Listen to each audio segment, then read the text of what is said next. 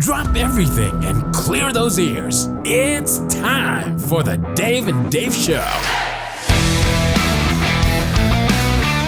Dave is on air. Dave Marino. What's going on? Jersey Dave, what do you say? What do you know? What's the rumpus? Well, licking my wounds a little bit from the NFL weekend, but, we got a lot of company in this department. I was looking over some of the picks of some of the fearless prognosticators in The experts. sources, and pretty interesting some of the results I had. We'll talk about that a little bit. No, we actually had two very interesting college football games, I think. They were on the crazy side. And well, for me, I know that you definitely split. I did give out folks, I gave them the under on the Ohio State-Texas game, so I hope they took that one to heart. That game did go under. Yes, it did. Penn State was a bit of a heartbreaker. That was a tough one. Anyway. Still think we had a nice beer to you there. I'm drinking a little cafe myself. Maybe a little Irish whiskey on the side. Yeah, I still think we had the better team there. But let's go to your kickball victory. Very nicely done.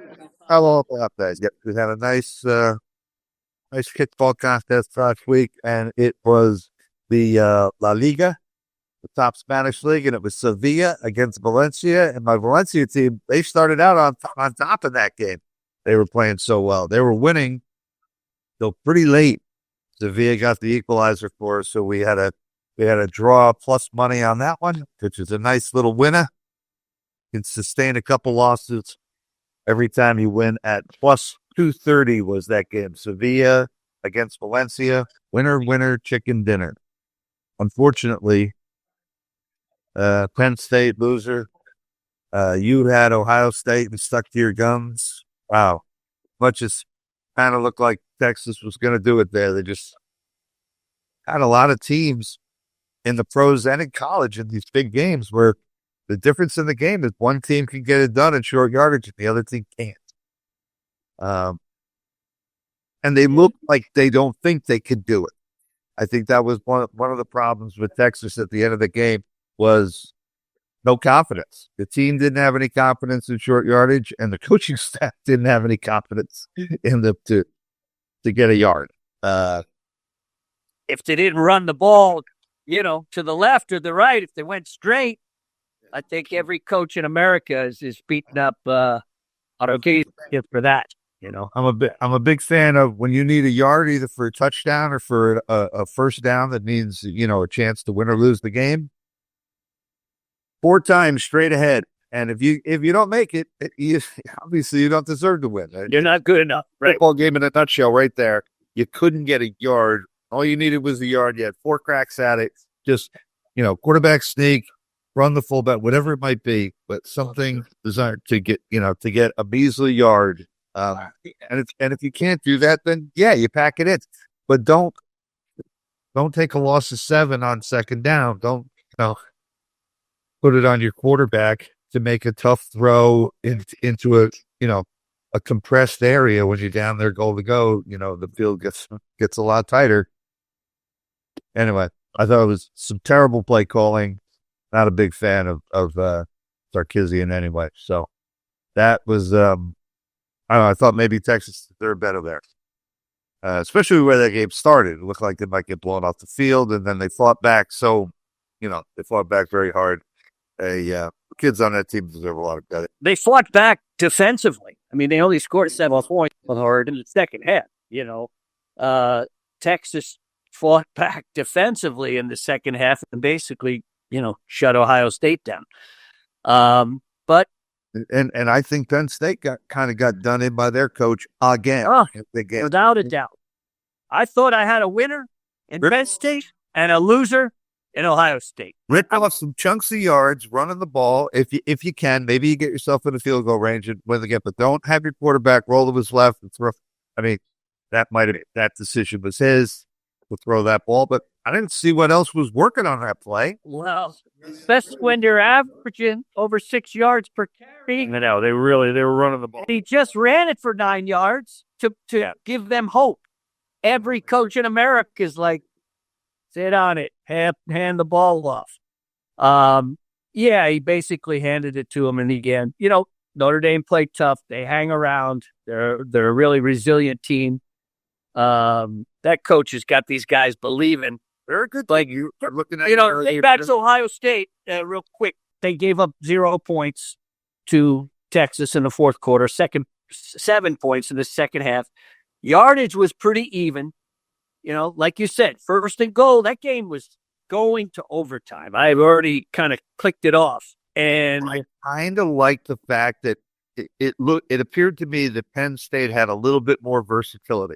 No doubt. Run the ball and throw the ball a little bit, not a lot, but a little bit, that they would be the offense that you would feel more comfortable with in overtime than Notre Dame's, which pretty much. You are right. They ran the ball for over 200 yards versus ND.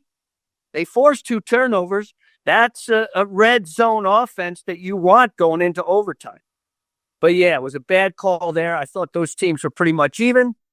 And I think Ohio State and Texas are pretty much even, regardless of the 14 points. So, which way you're going to go? I mean, I know there's a lot of fan support in ND. I see the line has gone down from 9.5. It's down to 8 now at Hard Rock. I expected some money, but really not that much money. There's a store for Notre Dame. I think there's good chemistry at Notre Dame. And on the other side, I think this coach, Ohio State, is still feeling a lot of pressure, a lot of stress. You either beat Michigan or you win the national championship. I just think, player for player, Ohio State. Are you still going to give him shit for the Michigan game? Of course. What do you think? Their fans don't remember that? Do you think they have amnesia? I don't think so. If they lose this game, fans will probably be asking to have him fired, even though, the national championship game is an 8.5, 9-point favorite, whatever it might be. And if they lose this game to Notre Dame, they might be calling for his head. They might be calling for the Bears, Yeah, they will be calling for his head, no doubt about it. And half of the games decided, since the 4-team format, 10-year history, half of those games have been decided national championship by 3 TDs or more. So in case there's a big blowout. But, I did have Ohio State last week. I didn't feel good about that. I did have Penn State last week. I felt good about that. But I'm leaning toward the Irish. I am. With all those points, I think they're going to just hanging around. This game is tough. Because I can't blame these people or you or anybody for looking at Notre Dame. That's a lot of points. And I'm still kind of feeling that this Ohio State is this awesome all-time team that did manage to lose to Oregon that game earlier in the year and then did lose to a pretty, below average Michigan team. Yeah, they look good again in their bowl game. So, yes, they did. They beat the crap out of Alabama. A lot of tears with my neighbors, Georgia and Alabama. Laying that number. I definitely, and it's sort of the problem I'm having with Notre Dame is, to me, it's easier to take that. The tough bet for me would be to take Ohio State. So I'm going to do neither, which is what I should have done on that Texas-Ohio State game. Would just take the under. I'm looking at the under here. I think this is going to be really feel each other out. Don't make the big mistake. Kind of game. I really do. And I think you have 2 good defenses here. And the relatively low total for a college game with offenses that have scored, 50, 60 points in a game at times. For this total to be 46.5, I think they're telling you something there. I think we're looking at a good defensive battle here. Like a lot of the big games have been this year. If you look at a lot of the games between top teams, we haven't had the kind of shootouts that we've been having in college for the last 20 years. These, 42 to 40 bullshit games. there have been some tough, tight, low-scoring games, and I think that's what you're going to see here too. So I'm saying in this national championship game on Monday, I'm actually thinking about saving this to the end and doing the pros before we did college, but we've been talking about it for 10 minutes. So I guess you're leaning towards taking the Irish plus the points, and I'm looking at fourth. I started with my mind on Ohio State. They only let Texas run for that's hard to run shoot. So I know Notre Dame is primarily a running team, run first. Ohio State's run defense is very tough. To your point, the under. And if you're going to like the under, you're probably going to like the points. ND's got a really tough secondary, but you see the ability to explode Ohio State on the first drive and Ohio State with a 75-yard running play right before the second half ended. So they can explode at any moment and blow up a spread like they did last week. So more than their secondary, though, and I know they're missing that good D lineman for Notre Dame. Yes. Well, I wish we could play it because it's all about pressure. Get pressure on this guy. I know he's a pretty good runner too, but if they can pressure this guy, then Ohio State can't throw the ball all over the lot. I would say, hey, yeah, they probably have a couple of NFL-type players in the secondary for Notre Dame, but there have been some games this year where teams threw the ball on them. USC was playing a kid who, he's a freshman. I think he's an actual freshman. I don't think he's a redshirt freshman. I think he's an actual freshman. And took them a little while in that game to get it going. But in the second half of that game, USC was throwing the ball all over the place against Notre Dame. So they got to play better than that against this Ohio State team. Hey, I agree. As I said, Penn State ran for over 200 yards against Notre Dame. I don't think Penn State forced 2 turnovers against Notre Dame. So, yeah, I'm going back and forth. This is a tough one. I just think it's a big number. And we were talking, yesterday, the other day, that we haven't seen these backdoor covers, Haven't seen them. Where they been to save us? Not happening to the pros at all. Oh, the contrarian Jersey Dave, where are those? That misses the extra point for the Eagles. It's 2-10. Don't even. How about a meaningless touchdown to cover that? I went to 5.5. That was a perfect area for backdoor cover, and they didn't let it happen. And I see that maybe happening here because I saw Ohio State kind of let that last drive, with Texas. But should be a great game, 2 great programs. And Notre Dame back in the final. The Buckeyes are in there. Should be a great time. And looks like we're going for a pizza again. I'm getting kind of hungry. I didn't take Ohio State. Oh, that's right. You didn't. You didn't. You took the. If I'm going to take a team, I'm going to take Notre Dame. Yes. Don't want to keep it, but we're not going for a pizza in that game, but we probably will in the professional ranks. We probably will. We should have. We should have gone up against each other a couple times last week. That might have come in handy.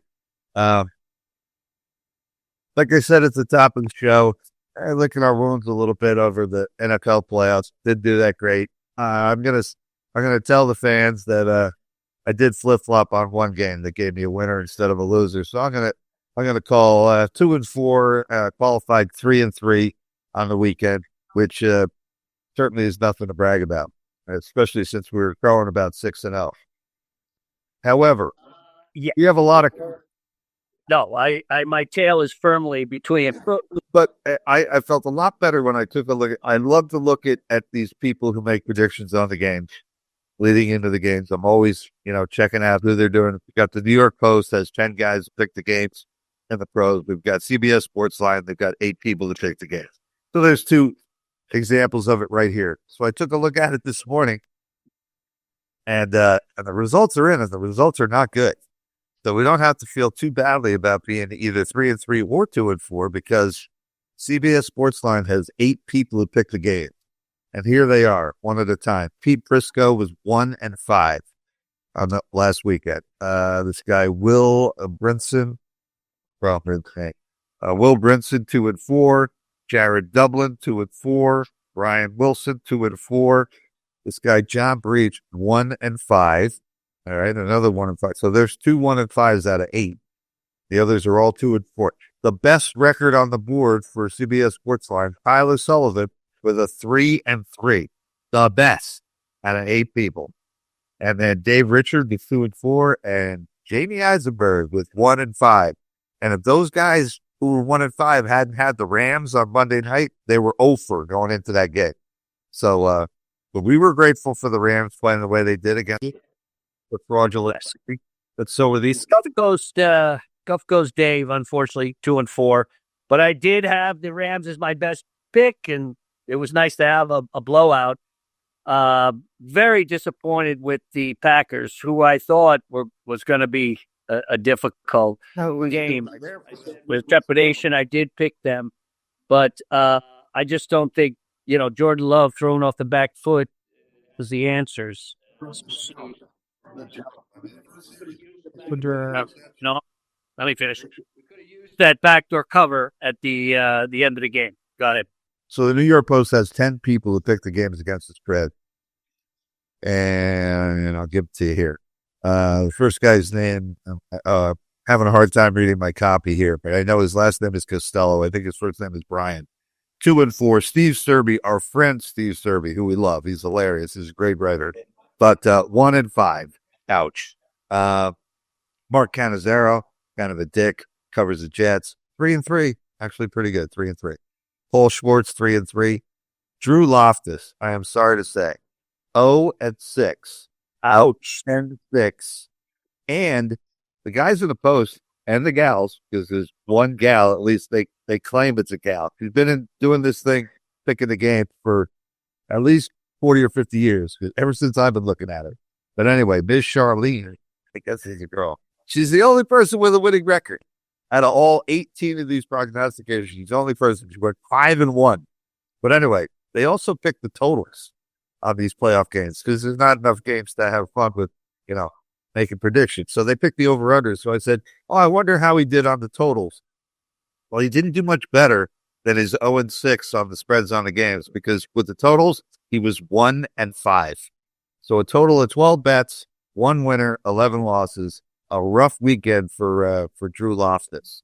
This the expert. Yeah, Ryan Dunleavy, 3-3. This guy Stitches, who does the gambling. It used to be a guy named Hondo, who was hilarious. Stitches isn't bad, but Hondo was a lot funnier. Anyway, he was 3-3.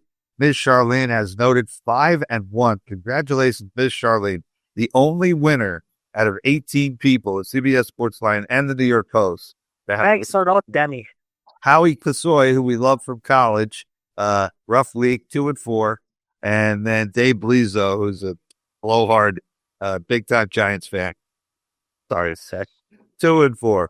2-4. So a lot of 2-4, 5, a couple of 500s, one winner out of 18 pickers. And like I said, for the CBS Sportsline, if not for the Rams, there would have been a bunch of offers on their life. So personally, it made me feel a little bit over a rough weekend. I know there were winners out there because there were a lot of picked, but I guess everybody was trying to be cagey and trying to be smart, and it blew up in our faces. A tough. Well, let's turn this ship around then. We're in the semifinals now. We got the pretenders are out of the way. We think. Confidence. A couple of big spreads here. You want to start us off there, Daver? No. I want you to start. Keith, want me to start off? I'll be happy. I'll go. I have such little conviction, just about all these games, really. Well, I don't have a single one that I really like. I don't. I'll give you one. I'll give you. Starting at Saturday, 1:30 Pacific, 4:30 Eastern Standard. Chiefs, give Andy Reid 2 weeks to prepare. Good night. It's going to be a blowout. Texas is dismal on the road. The Chargers couldn't take advantage of anything that first half. They could have put the game away in the first half. Didn't. Ton of mistakes in the second half. An offensive line that just collapsed. KC minus 8.5. I'm taking the fade. Explanation, and I have to tell our fans that was the one that I flip flopped on because there was so much support for the Chargers. Yes. Against Houston, I was like, there's got to be something up here. Let's see what happens. After just having seen the night before with the game was ugly. You admit that? Yeah, it was an ugly game. Houston, but they did come out. They did some good things. They built up a little lead. They played pretty good on defense. They shut those guys down. And defensively, it's not no joke. But it could have been 14, 21 points in the first half, and it wasn't. It was 6 points, and then boom, 7-6. But you're right. It was, that was a sneaky line, and you started having your doubts. And Chargers are probably right, regretting that they didn't get off to a stronger start because it was kind of handed to them. Yes, it was. Points, and then should have been more points off the turnover. They didn't get a yard after they got that turnover. And after they went up 3-0, they got that turnover right away. They're right there. They did nothing, and they're kicking another field goal. Yeah, I mean, I was on the other side, but if I'd have been on the Chargers, I would have been worried, and I would have had good reason to be worried. You might have thought that you were going to get a pizza out of this one, but I'm on the same side here. Jesus. City. You're going red.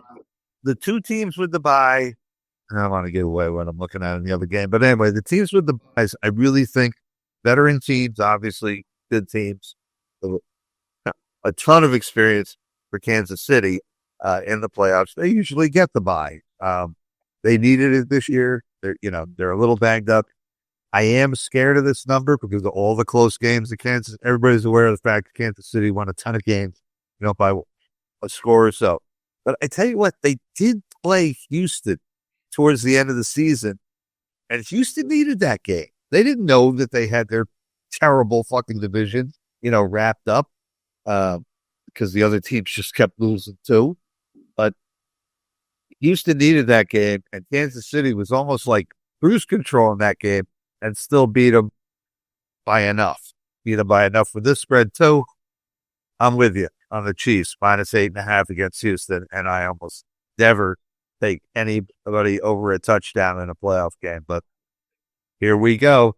Here we go. It's pizza time. Game 2, I think. A team that I've, predicted that would go under their total. I'm eating a nice black crow, toasted crow. Washington, 9.5. Yeah, I agree with you that the bye week, usually those favorites at home welcome these teams and pummel them. But this guy, Daniels, he keeps these players believing. I just think this is our backdoor cover. This is the one. I just want to clarify here. So you were first on the first game, but now you're going first again on this one. Oh, well, go ahead. By all means. You take golf for, and then I'll just chime in. Be an endorsement or a contradiction. No, this game is tough. All right, taking Detroit. Minus 9.5 over Washington. Same thing. Banged up team. Needed the 2 weeks off. Washington. Come on, Tampa Bay. What the hell? Should have had them. I know Washington's been winning these crazy games all year. Not a crazy game. They get blown out from the jump. Detroit jumps all over them. It's a very big total in this game. They're anticipating a lot of points. I think most of those points are going to come from Detroit and not from Washington. I think Detroit kicks their ass. Minus 9.5. Again, big favorite in the playoffs. Don't do this very often, but in this case, I'm doing it. Rookie quarterback, Tampa, their defense did not force him into making tough plays or tough decisions.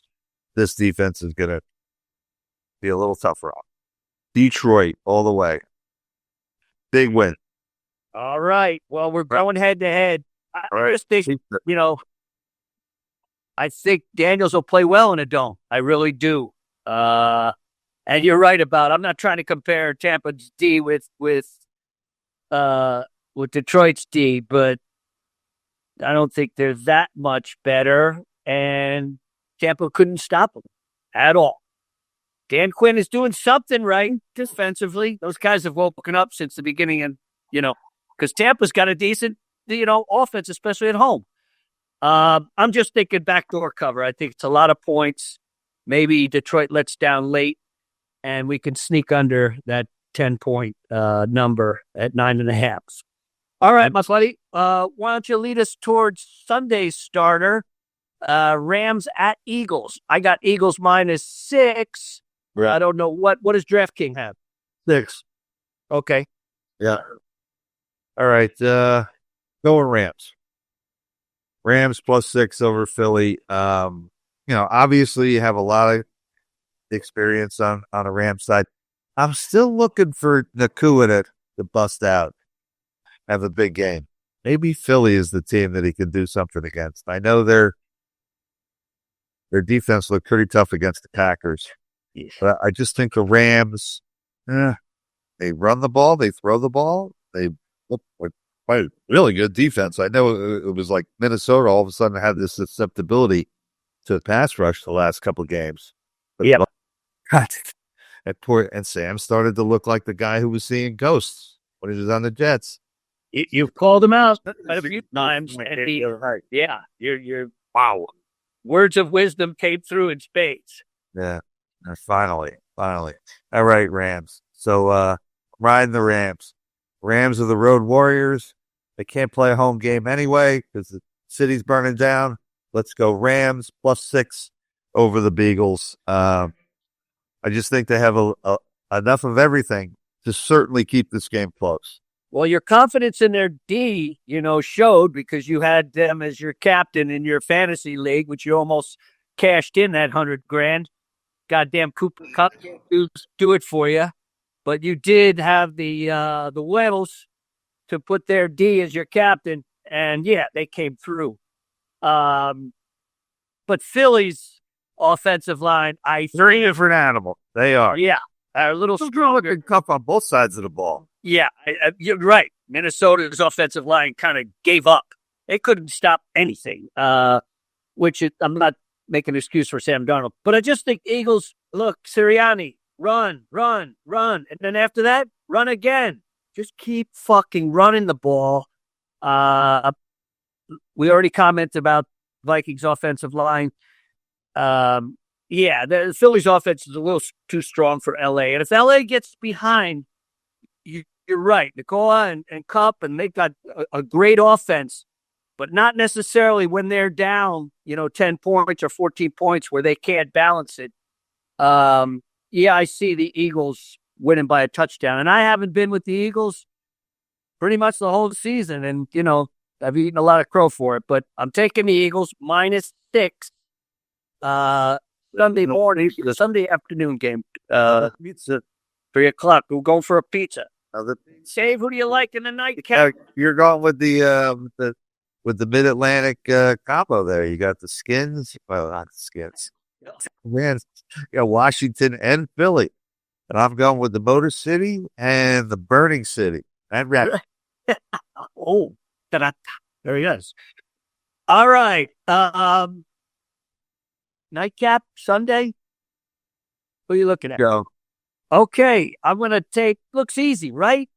Buffalo, they're at home. Hey, dog. Doesn't look easy to me. It's supposed to be so,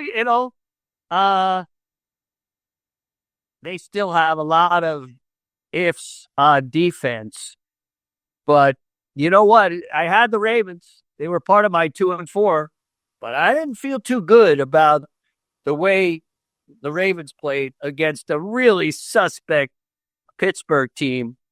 Lamar, I think handle them pretty easily. I didn't think so. I think they should have pummeled them at 2 points. So especially Lamar still hasn't proven he can win on the road in the playoffs. I think this is a different Buffalo team. This is put up or shut up against this. This game is everything for Buffalo and obviously for Baltimore as well. But I'll take the home dog. It's only a point, but I'll take the home team. Lamar Jackson has not proven that he can do it on the road, especially in the playoffs. And against Josh Allen, I'll take him. Guy could do everything. You're on Buffalo. Yes, I am. I am.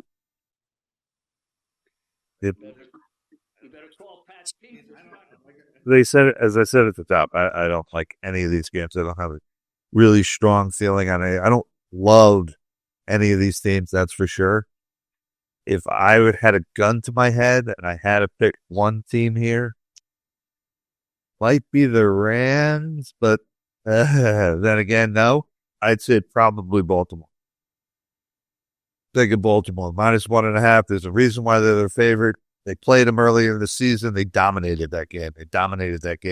I think they're so much stronger on the defensive side of the ball. This is going to come back to haunt Buffalo in this game. And I would rather it wasn't terrible weather, but I don't think that kills Baltimore's chances completely. I think it helps Buffalo if the weather's nasty. Definitely. Josh Allen is a much better bad weather quarterback than the Jags. But I just think that Baltimore's defense is not any kind of world-class defense or anything, but it's a hell of a lot better than freaking Buffalo, rather. Excuse me. And I'm still looking at the things that we talked about last week, the turnover margin and the defense, and all the teams in the upper half of the league are in the playoffs because they play defense and they don't turn the ball over. Buffalo's defense is beyond suspect, and they had a hard time with Baltimore's offense the first time around. If they're going to have trouble with him again, Baltimore's going to get it done. Baltimore gets it done. So yeah, if I had to have a star pick on any of these, I'm going to say that it's the Ravens. Even though they're on the road and they're laying points, which to me is like anathema. But I think there's a reason for them. They're a more balanced team. They're a stronger team, and Buffalo is just a little too shaky on defense for my take. I'm going Baltimore for another pizza. So 3 pizzas. 3 pizzas on the line. We're gonna eat out that. We wish we'd had a few on the line. We might have had something to eat. Now this win, wow.